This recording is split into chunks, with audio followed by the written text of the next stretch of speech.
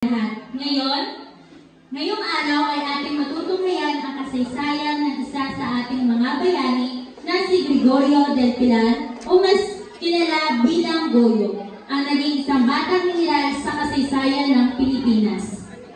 Ating mga tauhan ay si Gregorio del Pilar o Goyo, inang ni Goyo, Doña Filipa, ama ni Goyo, Don Fernando, kapatid ni Goyo, Juliana at Mariano, kaibigan ni Goyo, Emilio Aguinaldo, General Luna, mga sundalo, tagapagbalita, Amerikanong opisyal, mga Amerikanong sundalo, at mamamayan.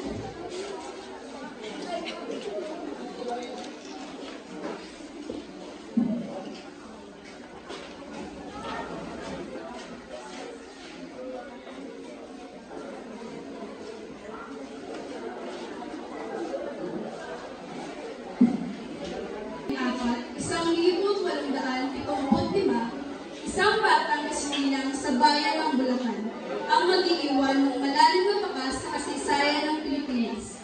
Siya ay si Gregorio del Pilar na tatawagin ng marami.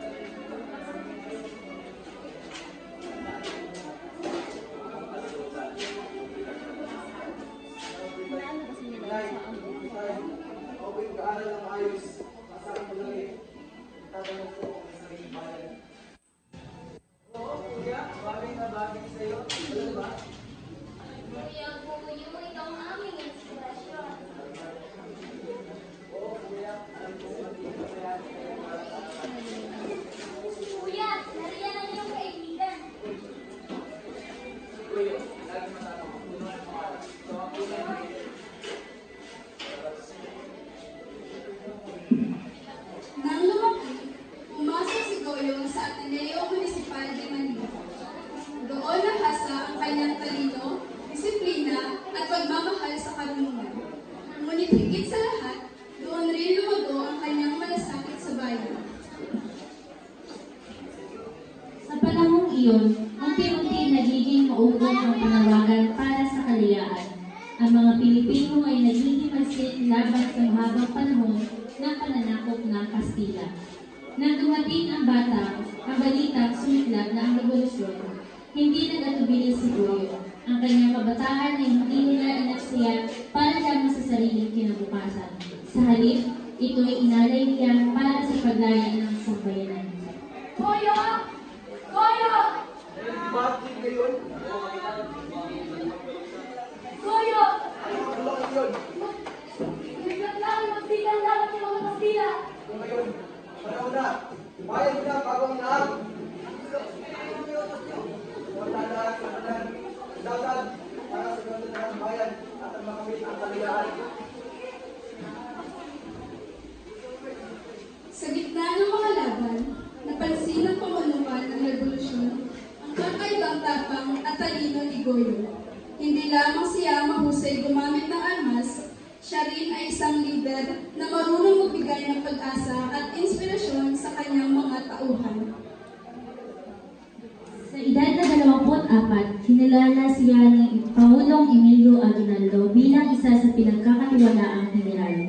Ang tiwala ng Pangulo at respeto sa kanyang mga kasamahan ay nagsilbing patunay na si Goyo ay higit pa sa isang batang mandirigma. Siya ay simbolo ng tapang at dedikasyon ng kabataan Pilipino.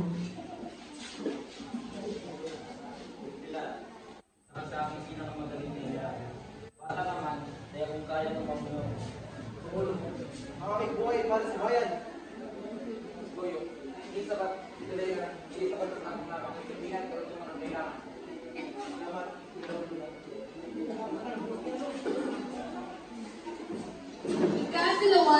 Disyembre, 1899, ang araw na tatatak sa kasaysayan.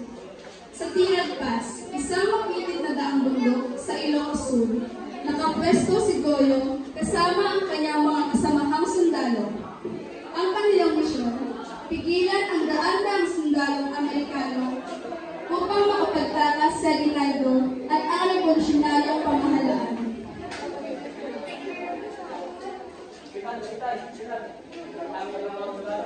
Sa labanang ito, hindi patay ang bilang, ngunit iyon ay naging hadlang kay Goyo.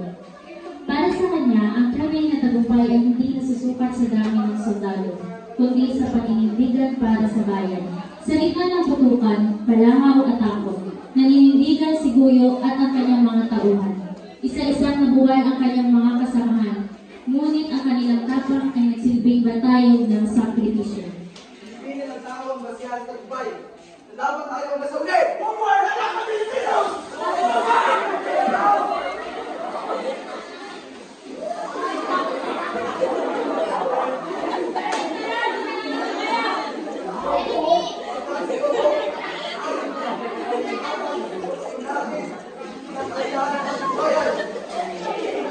Ngunit sa uli, natamaan ng bala si Goyo.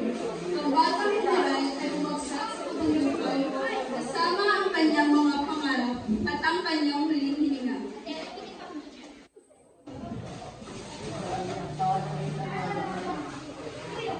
Sa edad na 24, pumanaw si Gregorio del Pilar. Ngunit ang kanyang kamatayan ay hindi naging wakas. Uling nagpasigla sa damdamin ng sambayanan. Tinagurian siyang bayani ng Tirad Pass. Hanggang sa kasalukuyan, ang kanyang pangalan ay hindi lamang isang pahina ng aklat ng kasaysayan. Siya ay alaala ng kabataan, handang ialay ang lahat para sa bayan.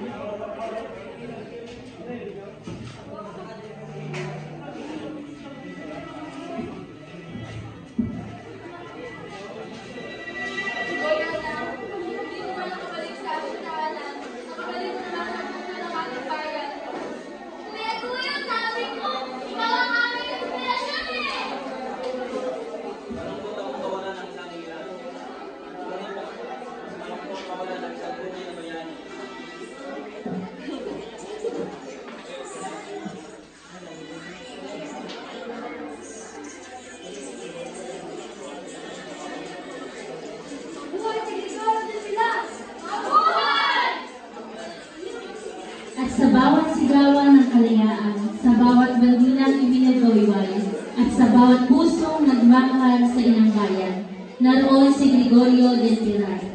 Buhay, muling bumangon at nagpapaalala sa atin na